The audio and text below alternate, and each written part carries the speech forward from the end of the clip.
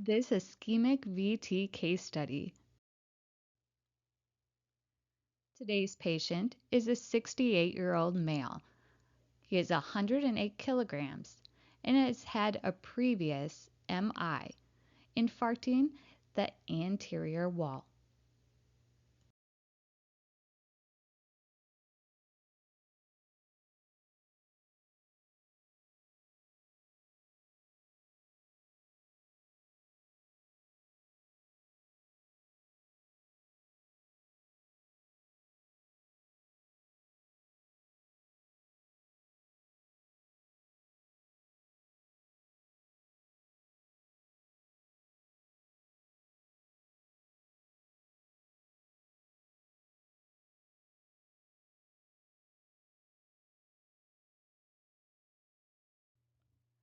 The physician utilized the HD grid to begin mapping the left ventricle from the retrograde approach.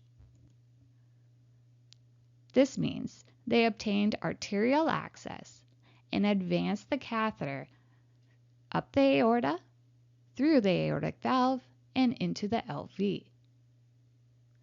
Sinus activation mapping was performed first.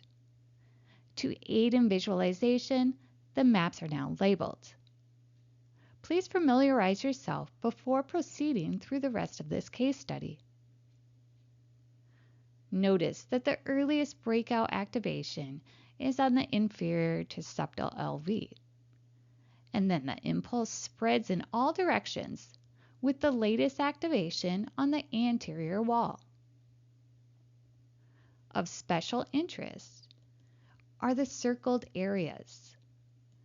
These demonstrate color compression, meaning that a lot of different colors of the activation sequence are displayed in a small area. This compression is observed in areas of slow conduction. This is the sinus propagation map. Notice on the LAO, or right image, how the wavefront wraps around, depolarizing the anterior wall last. The sinus LAT map was then converted to a voltage or substrate map. The scale was adjusted to purple, representing 1.5 millivolts or healthy tissue, and red at approximately 0.3 millivolts. The scar area, or low voltage area, is primarily on the anterior wall and apex. The small yellow dots represent the areas with the most fractionated signals. Notice that the area of interest in the LAT map correlates with scar borders on the substrate or voltage map.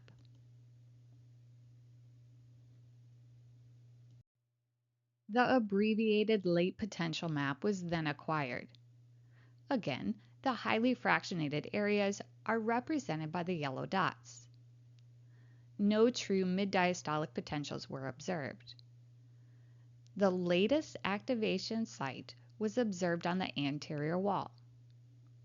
This impulse is the displayed beat and is located on the map with the green scope.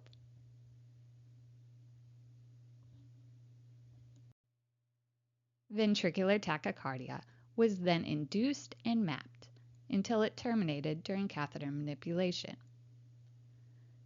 10 of the 12 ECG leads were utilized for mapping reference. Notice 2 of these were unchecked as they were near isoelectric.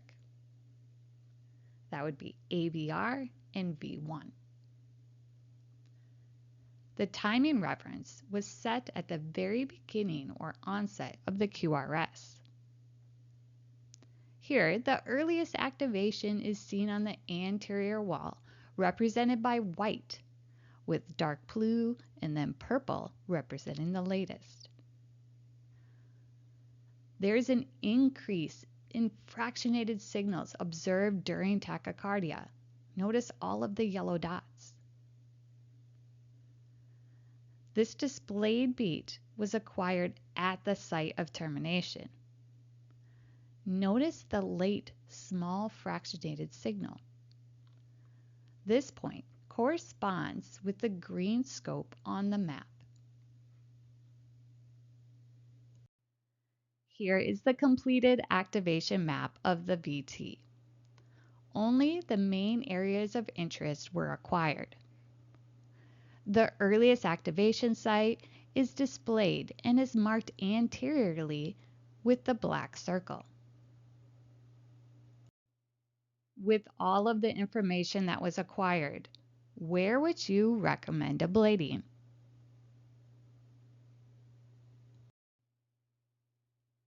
Tachycardia was reinduced prior to ablation. The physician decided to begin ablation on the anterior apical area, and the tachycardia terminated within the first ablation after 5.1 seconds. The physician utilized the Tacticath ablation catheter. Therefore, could be assured he had adequate contact force. Notice the outline of the ablation catheter at the site of termination.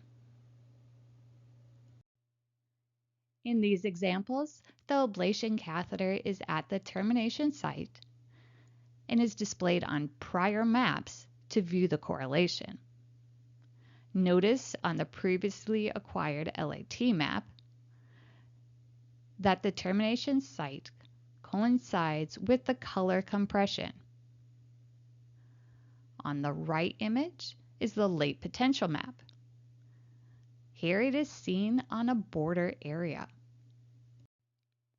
Now in place of the late potential map, the substrate or voltage map is displayed. The ablation termination site is located on the scar border.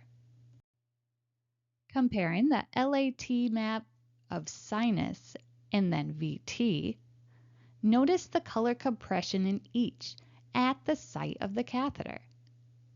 In VT, this color compression or slow conduction area is at the latest activation site.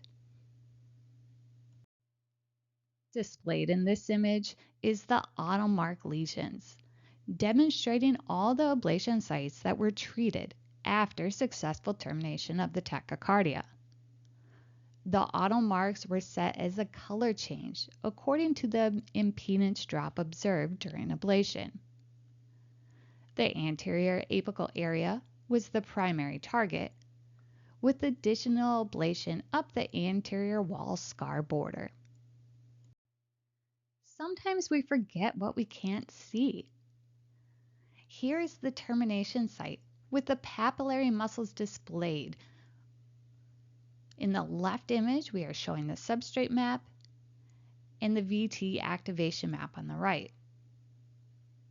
The HD grid is seen tucked in next to the posterior medial papillary muscle, and this location was also visible on the ICE system.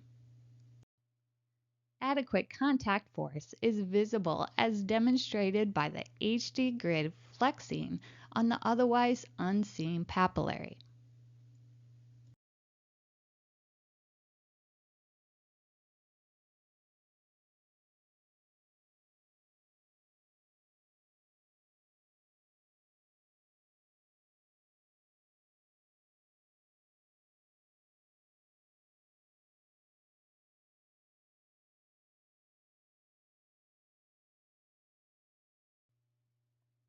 It is often helpful to adjust the voltage settings, as seen here.